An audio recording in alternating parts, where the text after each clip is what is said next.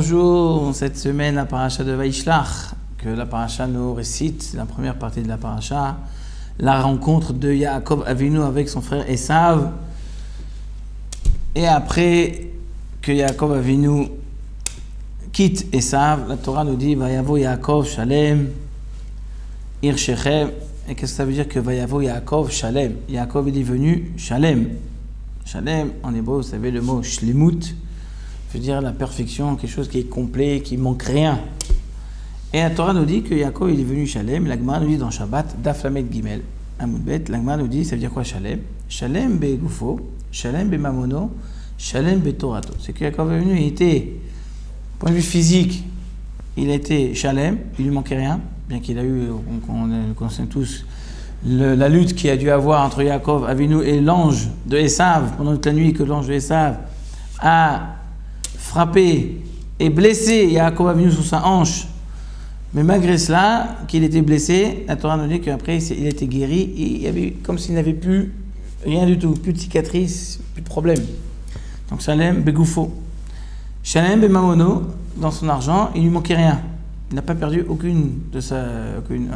rien dans sa fortune. Malgré qu'il a dû envoyer des cadeaux à Esav, c'est marqué qu'il a envoyé 200 chèvres, et des chevaux, et des ânes, et des vaches, et des taureaux, etc., etc. Tout ce qu'il a envoyé comme cadeau pour apaiser la colère de Esav avant leur rencontre, la Torah nous dit malgré cela, il n'a rien perdu de toute sa richesse.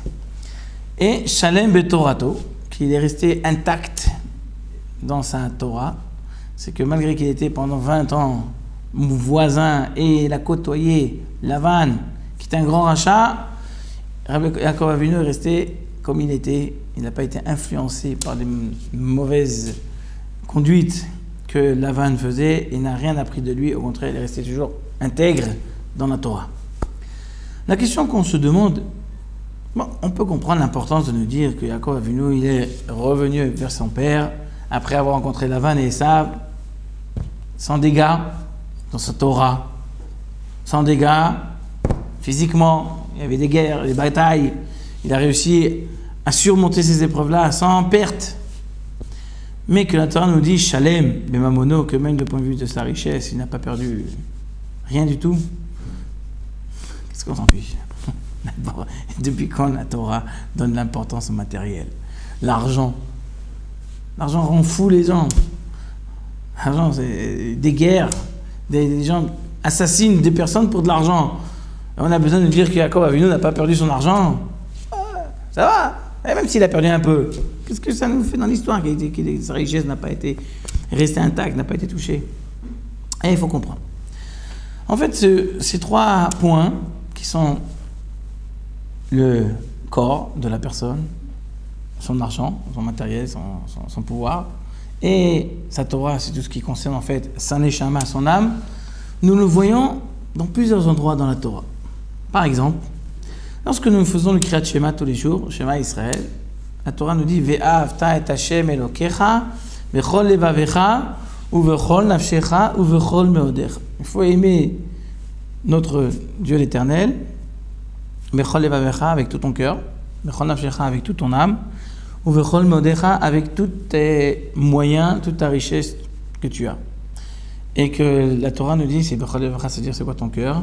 Le cœur, vous savez que le cœur réside là-bas, le Yetzer Tov et le Yetzer Hara, et qu'il faut que l'homme doit aimer Akadosh Baruch Hu à travers son cœur, à travers ces deux Yetzarim, le mauvais penchant, le bon penchant, qu'il faut qu'il mette le bon penchant, qui surmonte ce mauvais penchant et qui le dirige vers l'amour d'Hachem. Ça, c'est en fait, c'est ce qu'on appelle la Torah, c'est ce qu'on appelle l'âme de l'homme. Il faut que l'âme de l'homme, de manière interne, et toute sa inspiration, elle est vers l'amour d'Akadosh Baruch Hu. Bechol nafshecha, Chazal, nos sages disent, avec ton corps, même si tu dois donner ta vie pour Hachem. Hein, comme nous connaissons, comme Rabbi Akiva et tous les grands tzadikim, les Asara, Arugé Malchot, les 10 grands rabbanim que les Romains ont assassinés et qui se sont sacrifiés pour l'amour d'Hachem, ils étaient prêts à donner leur corps pour faire Kiddush Hachem, sanctifier le nom d'Hachem. Donc l'homme, il doit être prêt à vouloir servir Akadosh Baruch Hu avec son neshama, avec son corps, et aussi avec son argent. Donc on voit que la Torah donne une importance dans le facteur que l'argent a dans la vie de l'homme et qu'il se soit dirigé vers la Torah ou vers l'amour de l'accomplissement des mitzvot ou l'amour d'Hachem. Nous voyons ça aussi dans un autre endroit. À la prière de Rosh Hashanah Kippour, nous disons Utshuva, Utfila, Utzdaka, Ma'avirin et Troa Gezera. Que lorsqu'on fait Tshuva, lorsqu'on fait la prière, la Tfila et la Tzedaka qu'on donne, ça permet à déchirer les mauvais décrets. Et vous savez, dans les Marzorim, sur les mots Tshuva, Tfila, Tzedaka, il y a aussi marqué comme ça au-dessus, en petites lettres, Tshuva, c'est kol, c'est la voix. Tshuva, c'est tzom, le jeûne. Tfila, c'est kol, c'est la voix. Tzedaka, c'est marqué mamon, c'est l'argent. Toutes ces trois choses-là, en fait, c'est une explication, c'est une valeur numérique de 136. Bon, on ne va pas rentrer dans ce sujet-là maintenant, c'est pas lié. Mais la Torah nous dit qu'il y a trois moyens pour pouvoir gagner dans le jugement céleste. C'est la tfila. La tfila, c'est le service de l'homme vis-à-vis d'Hachem. Ça montre ce que lui, où il en est. Son intégrité de la personne, son nishama. Et tchouva, c'est le tzom, c'est à travers son corps. Revenir dans le bon chemin, s'abstenir des ta'avot, des tentations que l'homme il a dans ce monde, de ne pas aller par son corps, parce qu'il est tenté, et de surmonter ses tentations. Et la tzedaka, c'est avec son argent, il faut qu'il participe. D'ailleurs, même le rabbin me dit que les trois chemins, les trois détails, les trois particularités que le Baal Tchouva, celui qui fait Tchouva, il doit faire, c'est qu'il doit investir dans la tzedaka, c'est qu'il doit faire des efforts humains et s'investir profondément dans son étude. Le Rambam décrit ces trois points, ces trois particularités qui sont liées avec la neshama, le corps, l'âme, c'est-à-dire l'âme, le gouffre, le corps, et l'argent, le mammon de la personne. Même Chazal nous dit dans un autre endroit, nos sages disent Adanika, Bekoso, Bekiso, Vekaso. On peut reconnaître une personne selon trois points.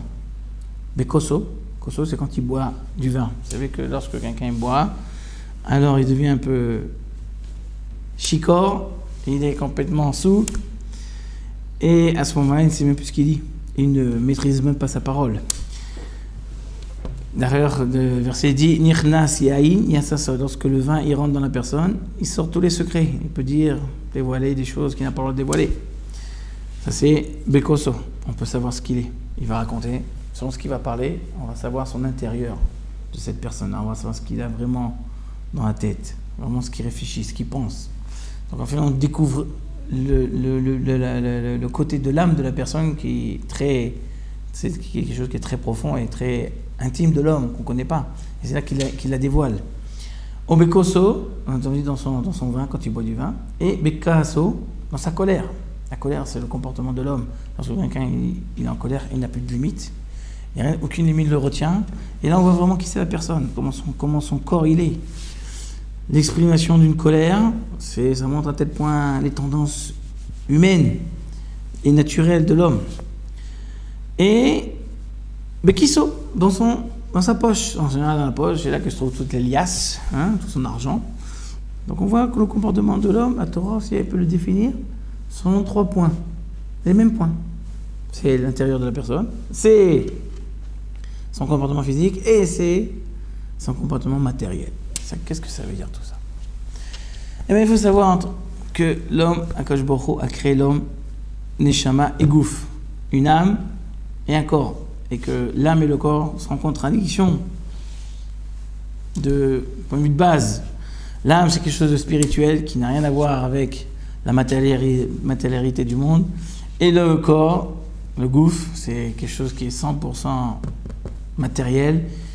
Et chacun aspire à ce qu'il est. Le corps, il aspire à ce monde parce qu'il est matériel, il aspire à tout ce qui est matériel, toutes les bonnes choses du monde, entre guillemets. Et le corps aspire, et la neshama, elle aspire évidemment à la spiritualité, à la Torah, mitzvot, et à s'élever. Et le but de l'homme dans ce monde, c'est qu'il prenne sa neshama et que la neshama surmonte et domine et dirige son corps d'aller dans le chemin de la Torah et de ne pas s'éloigner, se perdre dans tout ce qui est tentation de ce monde-là et toutes les gashmiut, la matérialité qui, des fois, aveugle la vue de l'homme et le pousse évidemment, à s'occuper que du matériel et ne pas penser à son futur. Et donc, la Torah, lorsque l'homme, il y a l'homme dans ce monde, sur les bases avec quoi il vit, c'est son corps, c'est ça sa vie, et son argent. Parce que l'argent, c'est le moyen de gérer la vie. Si quelqu'un n'a pas d'argent, il ne peut pas vivre, il ne peut pas acheter, il ne peut rien faire. Donc en fait, le moyen de la vie, c'est à travers l'argent, c'est le matériel qui donne la possibilité et la substance de la vie de l'homme. Donc en fait, la Torah, quand elle nous demande de servir à Kadosh Baruch Hu à travers notre corps, notre âme et notre argent, en fait, c'est les bases de la vie de l'homme. C'est avec ça que l'homme peut vivre dans ce monde. S'il n'a pas Neshama, l'homme ne vivra plus. S'il n'y a pas de corps, il n'y a pas de corps. Et s'il n'a pas de quoi soutenir le corps, eh ben, il n'y aura rien s'il n'y a pas d'argent. Donc en fait, le travail de l'homme, c'est de prendre ces trois facteurs, ces trois agents-là, et de les diriger vers Hachem. Dans le service de la Torah, dans l'étude de la Torah, dans l'accomplissement des mitzvot, dans la perfection de ses qualités. Des fois, on oublie ça. On peut faire des fois des grands mitzvot, mais ne pas changer son caractère. Et ça aussi, c'est un défaut. Que la Torah nous demande de ne pas avoir ce défaut-là. Il faut savoir changer sa personne. Si quelqu'un est coléreux, il doit apprendre à maîtriser sa colère, etc. Donc en fait, lorsque la Torah nous dit que Yaakov il est revenu de Lavan et de Esav, il est revenu intact, sans défaut, sans une égratignure, sans cicatrice, et encore plus, sans être blessé. La Torah nous dit que Yaakov Avinu, tout ce qu'il avait avec lui, il a gardé tout ça de manière intacte, qui reste toujours convergé pour l'avodat Hashem et l'accomplissement des mitzvot. Donc en fait, quand on réfléchit, il y a un ordre dans les paroles de nos sages. Shalem begoufo, shalem bemamono, shalem betorato. D'abord, il faut qu'il soit intact, complet, parfait, dans son corps, après dans son argent et après dans sa neshama. C'est parce qu'il y a un processus. On ne peut pas sauter les étapes. Alors d'abord, la personne doit perfectionner son corps. Quand il domine son corps, alors il domine aussi son argent. Il va dominer tous ces biens avec quoi il travaille, avec quoi il roule, hein, comme si quelqu'un il conduit une voiture. Donc s'il s'endort, il va aller à la dérive. Mais quand il est bien réveillé, il est calme dans son volant, et même s'il y a l'autoroute, des voitures à droite et à gauche qui roulent un peu n'importe comment, mais tant qu'il se dirige bien, il roule bien. Donc en fait, l'homme d'abord doit corriger sa personne, et à ce moment-là, tout ce qui est matériel dans ce monde, qu'il attire ici à droite, à gauche, l'argent ici, qui peut rendre fou les gens qui pensent qu'on va travailler 14 heures par jour pour de l'argent. Il sait comment calculer sa journée, il sait comment donner la vraie valeur du matériel, de savoir que c'est un besoin pour faire la Vodat Hashem, pour faire l'étude de la Torah, mais pas un but en lui-même d'avoir des milliers de chiffres dans son compte en banque. Et à ce moment-là, il pourra arriver vraiment à la Shalem Betorato, que l'homme sera complet, parfait. Il pourra avoir vraiment perfectionné toute sa neshama dans la Torah. C'était un processus d'étape. Donc c'est ce que la Torah nous dit, que Yaakov Avinu a réussi ces épreuves-là, à les surmonter. Et c'est ce que nous, on doit penser toujours dans notre quotidien. Chaque jour, on se lève, il y a le travail, il y a les affaires. Mais il faut savoir l'ordre. Shalem, d'abord qu'on soit begoufo, que l'homme se lève normalement, qu'il a fait sa prière, qui sait que quand il va aller, qu'il dit un petit peu, un peu de Torah avant d'aller à son travail s'il arrive, qu'il comprenne que même quand il vient travailler, tout est convergé pour l'étude de la Torah. C'est un besoin qu'on a besoin, malgré cela, c'est rien que pour tenir. Mais dès qu'on a du temps libre, on sait l'investir.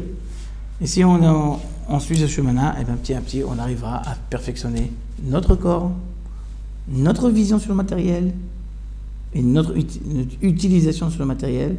Et à ce moment-là, on avancera toujours dans la Torah. Alors, Shabbat Shalom et à bientôt.